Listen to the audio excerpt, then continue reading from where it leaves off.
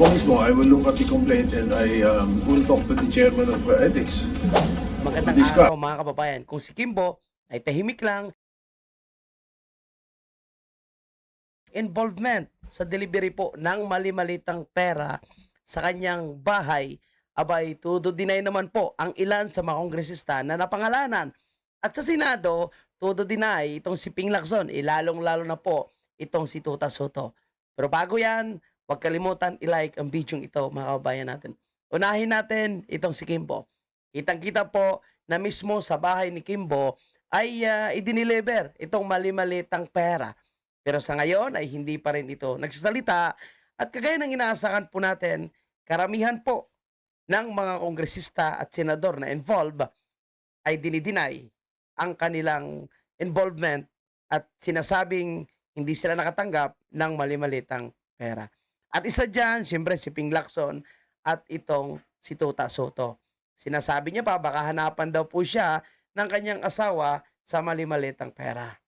Pero mga kababayan po natin, kung sila po ay halos iniiwasan po nilang magpaliwanag o sumagot sa mga allegation dito sa mali-malitang pera, abay, pagdating po sa usapin ng ethics complaint ni Senator Bato de la Rosa, itong si Tuta Soto ay mukhang interesado at gusto niya itong madaliing imbestigahan. So ngayon, mga kababayan, nakita nyo na kung ano po ang kanilang interes. Yung kanilang interes ay tanggalin ang lahat ng mga sagabal, tinik sa kanilang lalamunan para sa kanilang masamang plano laban po kay Vice President Sara.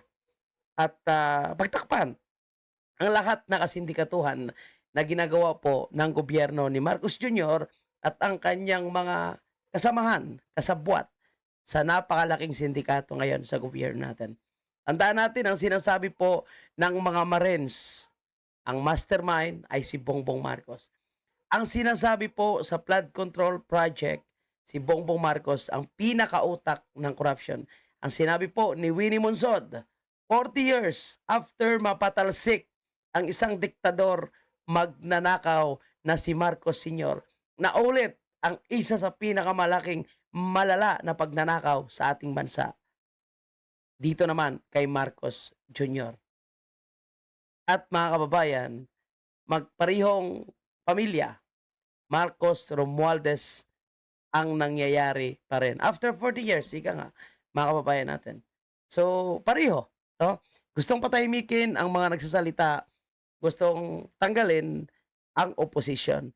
Ang opposition, syempre, yung mga Duterte, dahil pagdating naman po sa mga pinklawan ay dilawan, hindi naman sila opposition ngayon.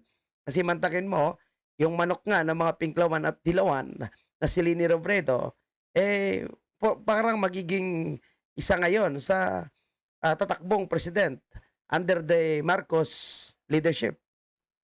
Sa balua sa kampo ni Marcos Jr. and si Pacquiao, di ba? Gusto rin nilang kunin. At yung mga dilawan na dating galit na galit kay Marcos Jr. isinusuka, ngayon halos kasamahan na rin nila. Mantakin mo, nagrarally sila, bawal magsigaw ng Marcos resign. Bawal magsigaw ng kung ano-ano mang laban kay Marcos Jr. At exclusive lang yung permit para po sa mga dilawan na gustong anniversary nitong It's a People Power Revolution. Anyway, bago pa tayo lumayo, puntahan na natin ang denial ni Tuta Soto. Buti na lang na videohan, no? May kopya tayo. At sa kanyang parang pagpapakita ng interes na gustong pa-ethics complaint or tanggalin itong si Bato. Diretsahin na natin kasi ito naman ang gusto talaga nilang mangyari. Kasi pagdating po ng impeachment trial kay Inday Sara Duterte, kailangan nila ng puwersa. So kung makatanggal sila ng isang senador, dalawang senador, tatlong senador, malaking kabawasan po yun, mga kabayan. Play natin to. Kung napunta lang sa atin ko yung 70+%. Ano nangyari sa napunta ko So nagbre-briefing muna sila bago humarap sa media. Siya sabi ko, incredible yung Isagutin ko muna 5 maleta. Thank you, sir. ISP. Joke. Hindi, simple na. I will not dignify a tall story allegation. Siyempre, alam nga naman aaminin mo, edi dali ka agad kung aaminin mo yon. Ang nakakatawa ron, baka hanapin sa akin ng kasama ko yung 5 maleta. Yung naman, kung talagang nakatanggap ka, alam ng asawa mo yon. Pareho kayong nakikinabang. Yung kay Senator Bato na lang na Sir, may resolution na. Tingnan mo ha. Tingnan mo ang kabayan po natin. So, tumakas na siya. Ayaw niya na magpaliwanag. Ayaw niya na sumagot sa midstream media sa tanong patungkol sa delivery ng mali-malitang pera.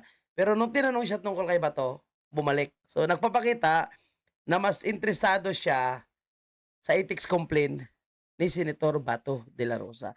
Ay sinasabi niya, pwede naman pakita si Bato, pwede naman sa umattend sa Senate na poprotektahan niya si Bato, poprotektahan nila si Bato, hindi nila isusuko. Talagang alam ni Bato, no, na posibleng isusuko nila ito dahil hindi nga ito nagpapakita. Dahil tingnan mo ha, kita mismo sa kanilang reaksyon, sa kanilang pananalita, kung gaano po sila kainteresado na tanggalin itong si Bato. Such things. Sir, yung kay Sen Bato na lang, sir, na ethics Okay, complaint. Bato. May ethics complaint po na Fidel versus Senator O di ba? Pagdating kay Senator Bato de la Rosa, napaka-interesado niya. Bato. Dereliction of duty na raw yun nangyayari dahil hindi na siya pumapasok. You think it's about time for the ethics committee to really look into it, sir? We will have to look into it. Ako mismo, I will look at the complaint and I will talk to the chairman of ethics to discuss. Kasi alam ko, may mga nakapending pa rin doon eh. There are about 2 or 3. Perhaps the best answer would be perhaps it's the best time to call for the committee on ethics to conduct a hearing on all the complaints that are filed. Ang prayer doon, SP, sana daw magkaroon ng malinaw na sanction kapag ganitong matagal na nag-absent. You think it's also about time to have a clear rule on it? Meron ding sinuggest ng si Senator Lacson na pag-aralan namin na lagyan sa rules namin because wala. Tingnan nyo ha, dalawa lang sila yung parang gumagawa ng roles. So, alam ko yung gumawa ng ethics complaint ay si Trillanes eh.